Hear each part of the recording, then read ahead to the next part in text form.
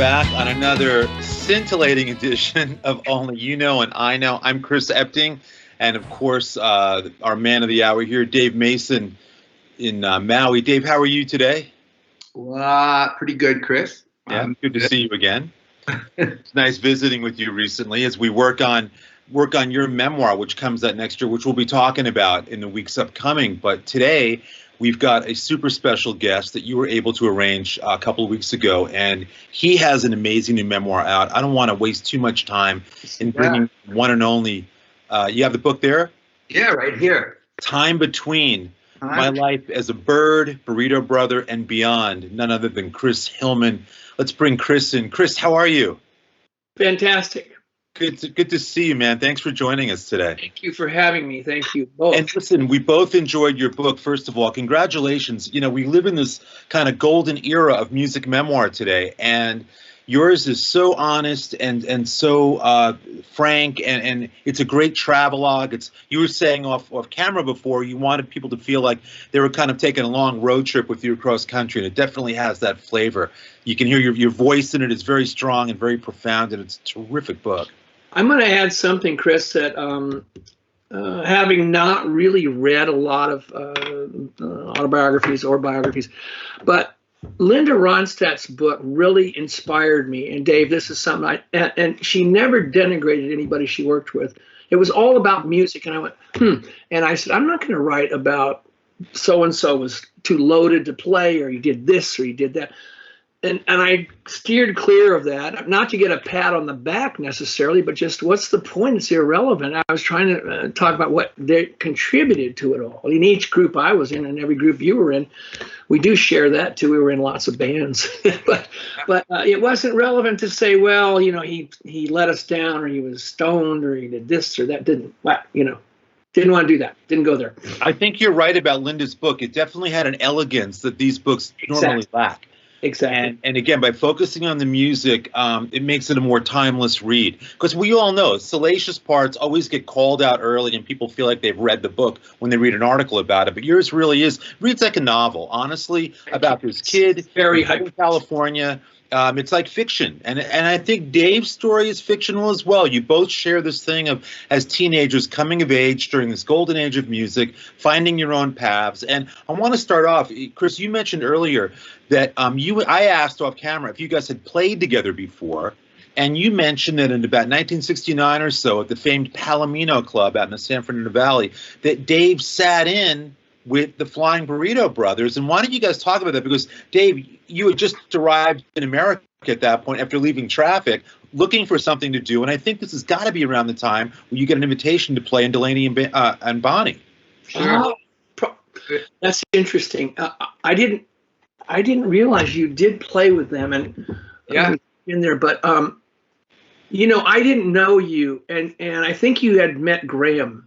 And so that night at the Palomino, and I as I recall, you just got up and played with us. But we had a good history with Bonnie and Delaney when they were called Bonnie and Delaney before Delaney changed the order around. But when they were playing at this little club in the Valley, you probably saw them there with J.J. Cale and Chuck Blackwell. It was Chuck Blackwell on the drums and Carl Radel and Bobby Keys. But stepping back, Graham I met in on the Beggars Banquet when they were doing the album. That's Graham in London. Can I interject one thing really quick, Dave? Interestingly, Chris, if you remember when the Byrds chose to go to South Africa and Graham stayed back, Dave, I think literally that's the moment you guys started hanging out in those sessions. May well have been. And then when I came over here, I mean, Delaney and Bonnie were managed by Alan Parisa. Correct. So that's who picked up on me. And so that's how I got to really meet. But I'd seen the band before that and was actually told Chris Blackwell, I said, you really need to sign this band. And like at 68, I'd met them, I think. I was over here. But yeah, when I first came over here, I just... I played guitar with them for a while. I was on that Blind Faith tour with them. Jimmy Karstein. That's right. It wasn't Chuck. Chuck played for Taj then. Basically Jimmy Karstein. Yeah. just a kick drum and a snare drum and a hi-hat. It was bad. Oh. And he had one of the greatest 40 collections of records ever, man. It was just unbelievable. Yeah. But anyway. You guys, you mentioned Graham Parsons. We can start there as well because you do share him as a friend, as a musical compatriot. I mean, Dave, he was instrumental in helping you kind of get into the scene once you arrived in California. And Chris, obviously, you and Graham had a very long, deep, complex relationship, which is detailed beautifully in your memoir, Time Between. Talk about you guys both, Graham, a bit, because he was obviously a legendary figure in his own right. You both had different experiences with him. What do you both remember about him as a friend, as a bandmate, and everything in between? Okay, I'm going to jump in first. Only that Graham, as you know, Dave, he was a very charming man, very charming, and funny, witty. I met him seriously in. Is that my dog or yours? That could be mine. Okay. I love it. So I meet Graham in the bank in Beverly Hills. And Roger McGuinn and I are putting the band back at such. It's in the book. And Graham was great the first year. He was really good. He was ambitious. He was hungry. He was writing. He brought 2 great songs into Sweetheart of the Rodeo. Roger and I didn't even write for that album. He brings in Hickory Wind and 100 Years From Now. Terrific songs. And then we do the Flying Breeder Brothers. But after that first year, I started to lose him. And here's the thing that I finally realized, and Dwight Yoakam brought this. He said this to me one night. He says, and I did Dwight's show on XM Sirius, and I'm leaving the studio, and Dwight says, "Hey, Chris, you can't be a country star if you have a trust fund." And I went, oh my God, because Graham, as you know, Dave, I don't know if you know, but Graham had a very wealthy family, and he had $55,000 coming in every January. Well, in 1969, that was a sizable amount of money, and it is now too. Yeah. Yeah. But the problem is, nothing against Graham. I love the guy, but you starved and I starved, and we all struggled when we were starting out in music. And going, my God, I couldn't believe it when I got paid the first time. I went, oh my God, you get paid too, right? Because it was so much fun. I think that was a real problem for Graham, that he didn't have to struggle or starve. And then so after the Byrds debacle, and he goes off with Keith Richards, or after the Burritos, excuse me, and then he goes and lives with Keith for a year. And it got pretty bad because I think Keith, or was he with Anita then or something? Yeah. You have to leave now after a year. When they tell you you've got to leave, you know it's with the Stones. Yeah, I guess. But I can't.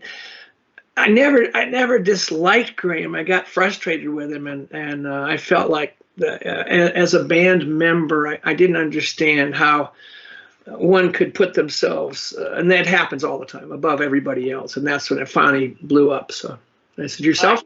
Yeah. Well, he didn't really. I mean, the only other person back then that I knew, similar situation, i.e., coming from a lot of money, who could have been really his own career, except it was Ned Doheny. Oh, absolutely. I knew Ned too. Yeah.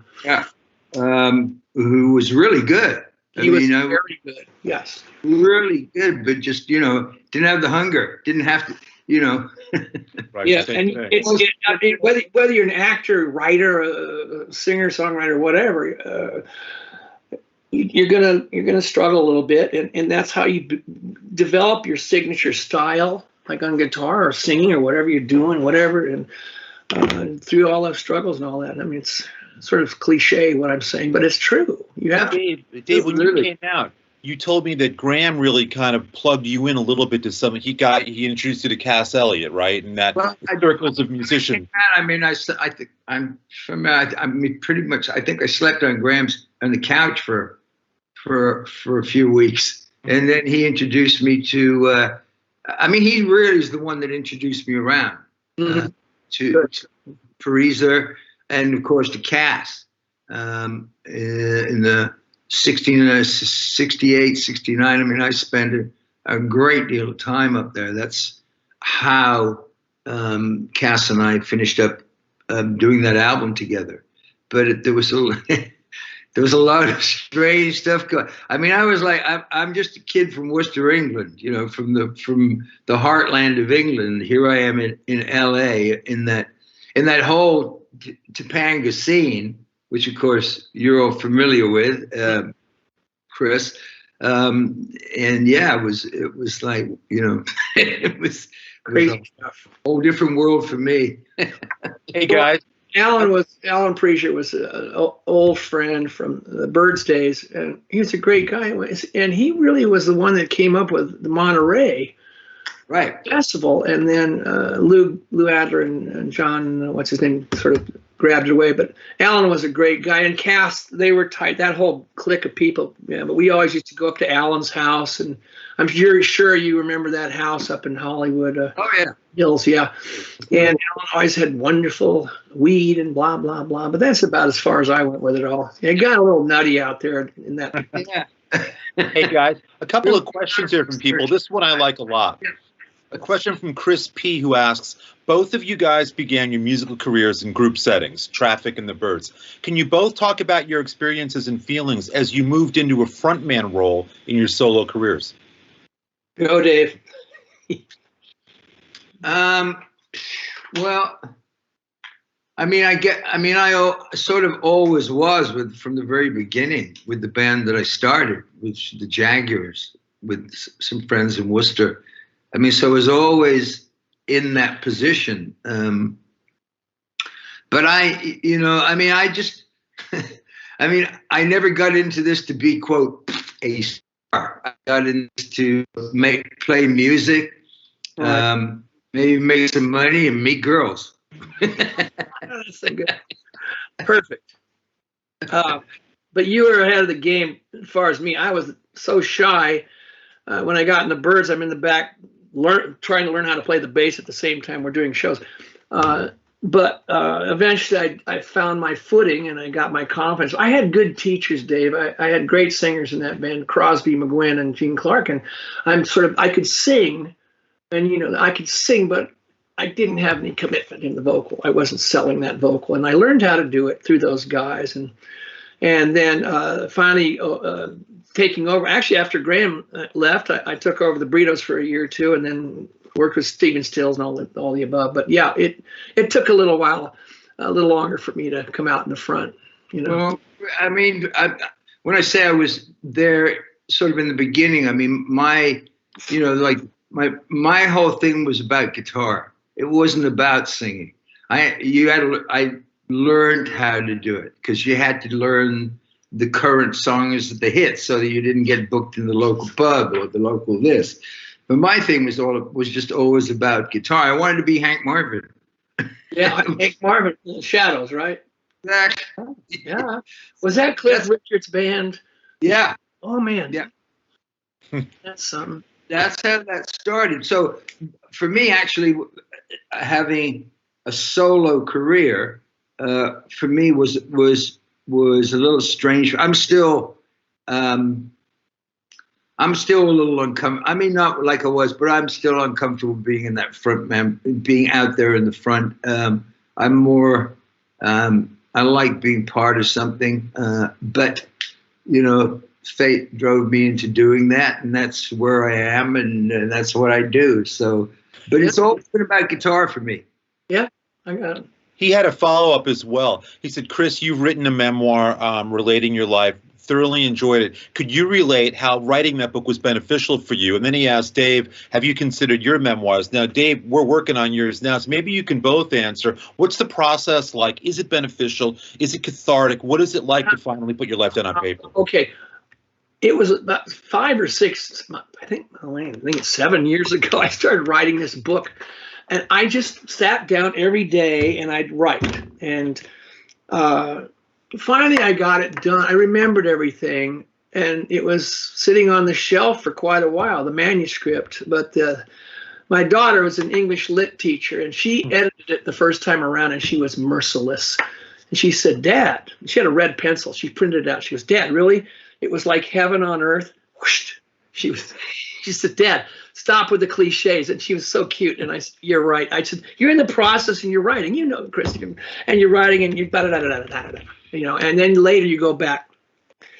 we finally go out. I've said to my wife, I said, well, maybe we should try and see if we can get this published. And then I run into Scott Bomar at BMG. He had heard I was writing a book, and he wanted to read some of it. And I sent it to him, and he said, let's talk. And we made a deal to publish. And I said, but I'm not going to hand you a book about Led Zeppelin meets the Stones at the Hyatt House. You know what I'm saying? I'm not going to. He says, we don't want that kind of book. I said, great, then let's do it. And I didn't really have that. I wasn't going to, the drugs, sex, drugs, whatever, rock and roll, boring. It was music. Music was about music. And interesting that you said that, because I always felt I was a band member, and I was happy to be. Sometimes I felt like I was keeping peace between the warring tribes in the band, but I always enjoyed being a band member. And Tom Petty's last interview in the LA Times, he says, I love Chris. He said, I don't think he ever liked show business. I read this interview of him, and he said he didn't like show business. And I went, man, he got it. I didn't want to be in a limousine, Dave. I was a player. And Tom Petty says, Chris was a musician's musician. He was a band guy. That's what he did, and that's what he was really good at. And when he took over the lead spot, he was even doing better. So here we are. Chris, you mentioned Tom Petty. You have an advantage over me, Chris, in that you actually remember the past. Yeah. When you start doing this, Chris, you're going to remember stuff. One door, Chris, you know this. One door opens and leads to. It does. And Dave's been remembering more. And you know what? Again, everyone's process is different. And Dave, you give him dots to connect, and all of a sudden he pulls stories up. It's just figuring out how to get somebody there. Chris, you mentioned Tom Petty a minute ago. His birthday was, I think, 2 days ago. Can you briefly give us a take of what it was like to work with him as he produced your album? It's 4 years ago, I believe now. Yeah. How was that for you? Well, Herb Peterson, my dear friend, was out on the road doing background vocals for Tom. Tom was out with the Mudcrutch band, the original Heartbreakers. Right. And they started talking one night, and Herb comes home from the tour for a few days. He says, we were talking about Tom working with you in the studio. I said, really? I said, I didn't want to make another album. He says, call him up. I said, I don't know. I haven't talked to Tom Petty in 15 years. Call him up. I call up Tom.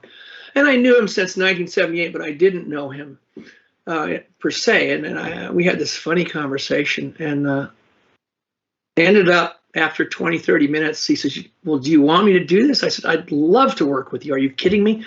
So we went down to his studio and started recording. In that 6-week period, it was very quick. I really got to know him.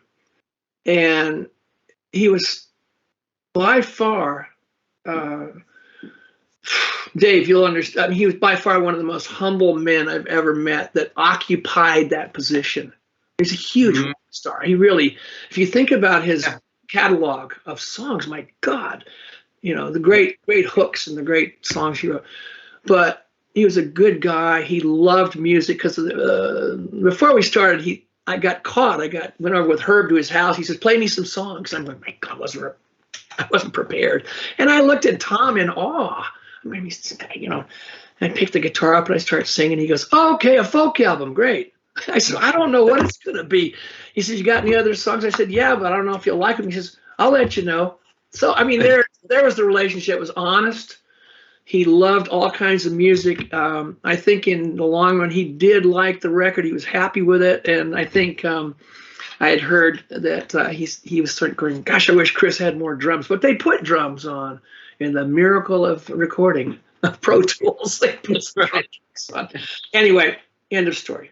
What a blessing to work with him. Yeah, absolutely. We were out on the road promoting the album, and I'm in Nashville, and I hear he's passed away, and it's in the book, and broke my heart. Absolutely broke my heart. Because he was supposed to sit in with us at the Troubadour in a couple of weeks after that, but whatever. We lost a good one. Yeah. Hey, Dave, Bill S. wants to know from both of you, but Dave, you can lead with this. If you could go back in time and play with one of your bands again tonight, which one would it be and why? Well, when you say go back and play with one of my bands, it's really been only one.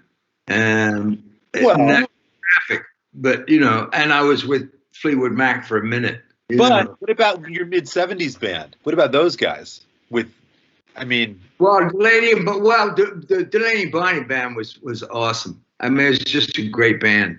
But I would have to say that if, of course we're writing about it in the book, i.e. Traffic. I wish that would have gone further because I started writing on the first Traffic album. And I was like 19, 20 years old.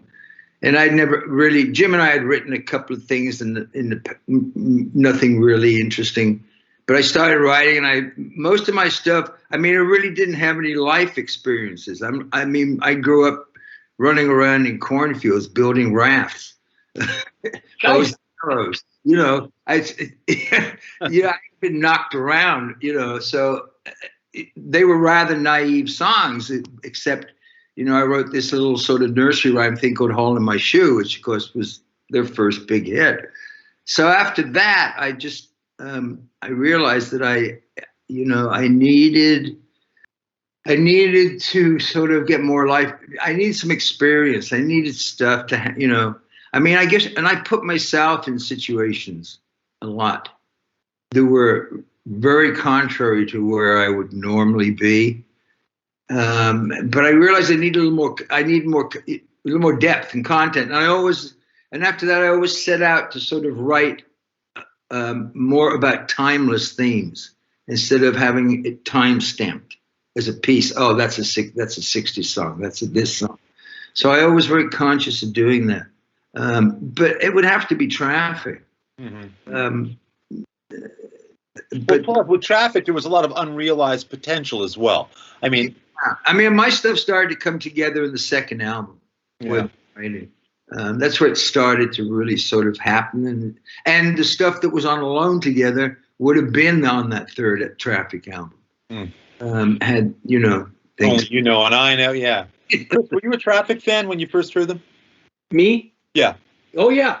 I loved that. And I was thinking also when you were mentioning Delaney and Bonnie, and that's a side tangent, but Delaney was one of the best white singers ever. When he would do Little Richard, he'd do Don't Want to Discuss It, or Sand. Oh my God. And Bonnie, I'm sorry, with all due respect to Miss Janis Joplin, but Bonnie kicked on the little piece. They were the real deal. But Delaney, I'll just be quick, but I met Delaney when he was playing country in Gene Davis's country band, playing bass, 1964. Anyway, go on. So he was in the Shin Dogs.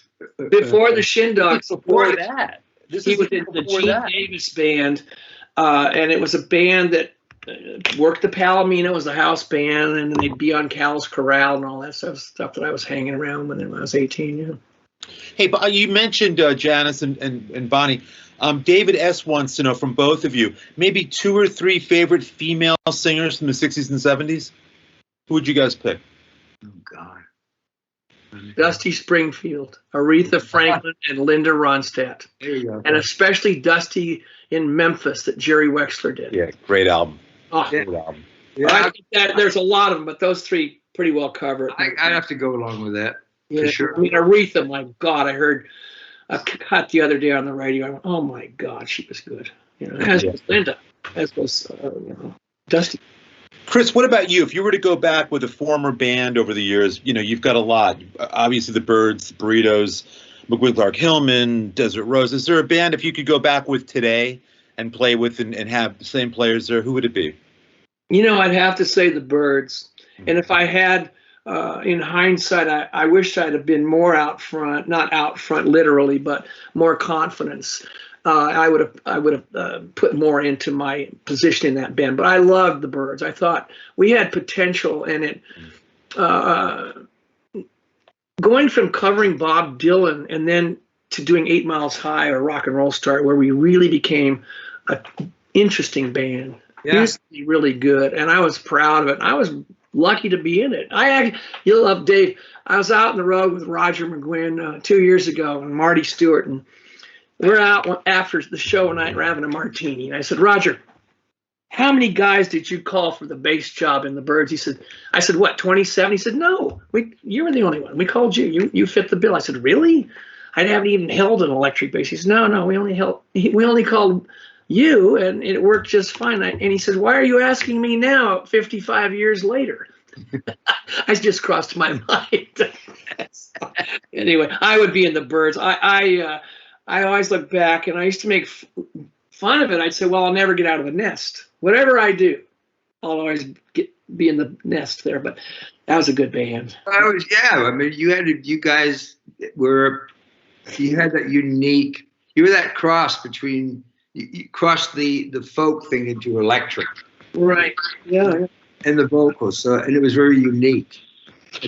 Another question here from Richard. You know, we live in this, obviously, we're still in the midst of a pandemic, people missing live music. Are you both working on new music now? And with all that's going on, when can we expect to see you both on the road again? I'm going next Thursday. You hit the road Thursday. This Thursday, I'm going to Texas. Yeah. Texas. Texas. People can check out the dates on your website, obviously. Right. ChrisHillman.com. I'm going actually to Baton Rouge first, and then to Texas for 2 dates, but just 3 shows. Yeah. I'm not I love to play, and so does Dave. I'm sure I can speak for you. You love to play, but can we magically get just put on stage? Yeah, right. Exactly. Well, I'm not the traveling. I mean, I'm not 18 anymore, so it's the traveling part. The playing, yeah. I mean, for me, the weird thing is that, you know, I mean, probably since Alone Together, which came out in 1970. I mean, I literally pretty much never stopped. Yeah. On the road. And a couple of years, about 3 years ago, and it was really getting to me, and I was getting not healthy. And I was like, Winifred, you know, if I could just take a year off would be fantastic. So the universe answered my prayer and gave me a year and a half off at this point, which was great because it was very much needed. I needed to. It was time for that 1,000,000-mile overhaul in a hip replacement and things like that. And I haven't played I just finished basically not really doing much, but you know I did 3 or 4 tunes with because Mick Fleetwood lives here. Mick and I are really good friends, so we just did 2 corporate shows here. We have another one in November. But I'm not going back out until I think around the middle of February. Yeah, you've been kicking around some new music there as well, right? I do. I have a couple of new songs. You know, 2, 3. I was never really. You know, it took me 2 years basically to write those 8 songs on Alone Together. I'm not that prolific. They just come when they come. But I threw out 3 brand new songs a month before I went and had my hip surgery. It was just bizarre. Just came out. One called Mangoes, one called Road Dogs. We're Road Dogs. And one other song. One love song. There were 2 or 3 songs. Then I started playing around instrumentally. I got a cool little instrumental version of Sleepwalk to do that. I'm having John McPhee play the melody part on pedal steel, and then the bridge part I've got the guitar stuff on. That's so John McPhee from Doobie Brothers, not from Fleetwood Mac. And then I did Dave and the Quarantines with me and Sammy Hagar, Michael McDonald, all 3 of the Doobie Brothers, which came out really great. And Mick Fleetwood. And Mick, yeah, and Mick. Hey, Chris, by the way, Janet D wanted to know, a bit of a technical question. She says, I know that you played with both Clarence White and Tony Rice. Do you know what became of the Martin D28 herringbone, serial number 58957 that Tony called the Antique? And will we ever perhaps have a chance to hear its distinctive voice again? won't hear Tony unless you hear a record. Tony passed away a year ago. The guitar, I would imagine, is still with the Rice family, I think. And that was Clarence's guitar. Yeah. He got hold of it. And it was, when Clarence got it, it was a mess, and they rebuilt it and everything. But, yeah. Speaking of Martins, man, I had 2 matching beautiful D45s back in 68. Yeah. Matching set that a PA stack fell on. Oh, gosh. This is the story in the book, Chris, where Traffic is playing this outdoor festival. I think it's, I can't think of the name of it, but it was a big festival, and part of the stage collapsed while Traffic was playing, and the 2 casualties on the stage were those Martins. Yeah, I'm standing there singing and playing, and I'm watching. Crash. Bam. There's actually film footage of that show. I'm not sure of the crashing, but there is film footage of you get Traffic playing that show. Well, lucky none of you got hit. Who was the R&B singer that light thing fell on him and paralyzed him? Oh my God, I can't remember their name. Oh, Chris, you should know. No, I Epting, know. you should Teddy know this. Pendergrass. Huh? Wasn't it? I can't remember. Oh no. Oh God, not Teddy Pendergrass. Anybody out there Oh, knows? he did. He had a problem too, but this guy, it was part of a group. No, this was different. He was in a car accident. No, John Oates' favorite singer. It's all right to have a good time. Anyway, Memory age. I'll get it. This is Forget it. someone in comment right now. Folks, hang on. We will get this name for you. anybody out there, if you know, please send it in. $19. No, I'm going to think of it, and I'm going to look it up. This is ridiculous. Well, listen, I mean, Chris, again, we want to thank you so much. You've your legacy. Again, I'm amazed. I hope sometimes with these conversations, I like to imagine that Dave and our guest will. Dave, there should be an album of you and all of our guests at some point. There's the book, Time Between. Hey, are you still recording, Chris, or are you doing anything? I wish I had some songs. I don't, but you know what would happen with me? I'm like you. I wasn't prolific in the sense, but if there was a project, then I'd get songs ready, that's not always the case. I'd have some usually. I haven't had any songs, but I don't know. I was in some odd mood the other day, and I started writing this up-tempo song about the Amazon truck invading my space, but I don't know where that's going. That's as far as I got. Curtis Mayfield. That's right. Good. There you go. See, I knew you. The impression. No, whatever. Curtis Mayfield. Man. Well, listen. Who knows? At some point, again, I would love, as a fan, all of the guests that we have on, Chris. There's got to be some musical project. It would be now you and John Oates and Dion and all these amazing people that take part. Everybody you mentioned. Johnny was working with Dion and Paul Harrison in Ventura, and I went down and I met Dion. What a sweet guy. Oh, yeah. Wow. Brilliant man. Brilliant. Yeah. Absolutely brilliant. And yeah. Hey, love you, Dave. Anytime. Yeah. Before we wrap up, there is one more guitar player that you guys share in common. Talk about Johnny a little bit, because he played with both of you at very integral points in your career, and he's played and sang brilliantly with both of you. Why don't you talk about Johnny for a minute? Well, we just felt. I mean, we were working at Criteria on the McGuinn Clark Hillman. I believe it was the first one. I think George. Yeah. It was the first one. George Terry played on the first one. But Johnny, we met and then hired him to go on the road with us. And Johnny Sambatera. Yes, John Sambatera. I loved working with him. He was an incredible singer, harmony singer, guitar player. He was good on stage, everything. He was a pro. He was there on time. He did his job. And he was just a joy to work with. I loved goofing around with him in the dressing room, playing guitar, and he was a lot of fun. And I think Dave would agree. Well, Dave, you met him when you were doing Mariposa de Ora down at Criteria in Florida. I met same place, Criteria. And you were impressed by him, and you really took him on his first major tour. And Johnny was on. I mean, he was on. Let's see, he's been on he's sang on a bunch of things. I mean, he was on Meatloaf's album, singing. Not to sing Firefall. I think you. I know him actually sang some harmonies when some Barry Gibb stuff. Yeah. Did some stuff with Stills. The Bee Gees had their own little room at Criteria. Was that going on when you were there, Dave? Yeah, they were. They were. I think they were actually when I was trying to think if they when I was down there if they were cutting the music for the music for the Travolta movie. Saturday Night Fever. Saturday Night Fever. Yeah. But yeah, Miami back then. Wow. Yeah. Yeah. Oh my God, I could tell. Well, actually, after one of those all night things, I said, I'm going home now.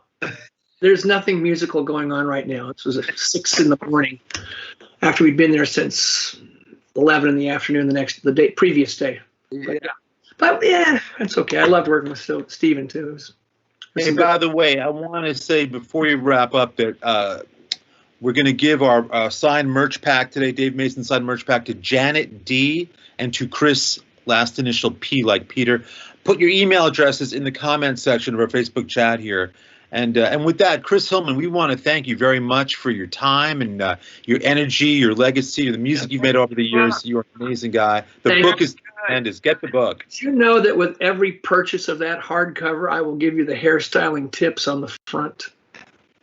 Maybe not. Well, that's not going to work for me anymore. But no, my pleasure. Thank you for having me. Really, Dave, great to see you again. Well, your book will be out soon. I got to tell you, and I know, and we can talk. Chris, I heard a bunch of stuff. Dave was just talking, and just now that have to be in your book, because I was going, man, that's a great line you just did. I didn't say anything, but there's a couple of really cool things you were talking about, oh gosh, just in the business and starting out on, I don't know what it was. No, you're going to have a great time. Man. And working with Dave was a thrill, obviously, and it's to be able to try and capture, what he's done, and it's an honor to put these things together, to work on books like this. So with that, we'll get you a copy of Dave's book as soon as it's ready. And I would say we're working with your same editor at BMG, and Scott is terrific, and we're really excited about it. Yeah.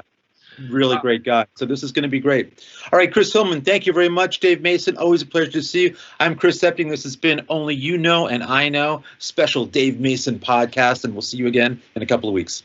Thanks, fellas. Thanks. God bless.